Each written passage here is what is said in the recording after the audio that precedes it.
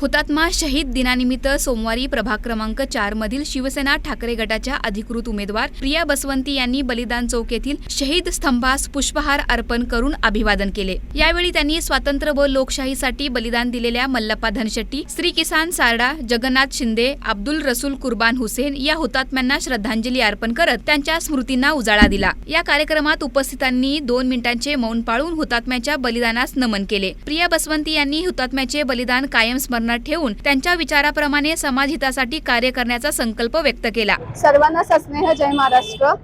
सर्वांना शिवयोगी सिद्धरामेश्वर गड्डा यात्रेच्या व मकर संक्रांतीच्या खूप खूप शुभेच्छा। आज हुतात्म्यांचा बलिदान दिवस आहे।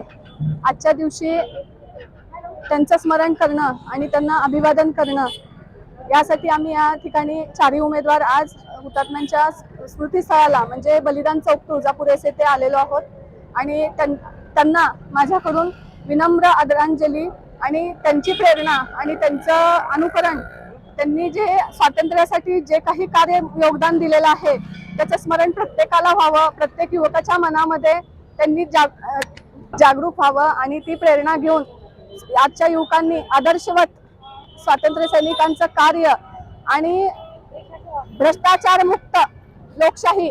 आता येणारा 15 जानेवारी मतदान दिवस आहे। सर्व मी मतदार बंधू भगिनींना हेच आवाहन करते की आपल्या सोलापूरला शौर्याचा वारसा आहे, तर त्या शौर्याच्या त्या हुतात्म्यांना स्मरून आपण योग्य उमेदवाराची निवड कराल अशी मी अपेक्षा व्यक्त करते।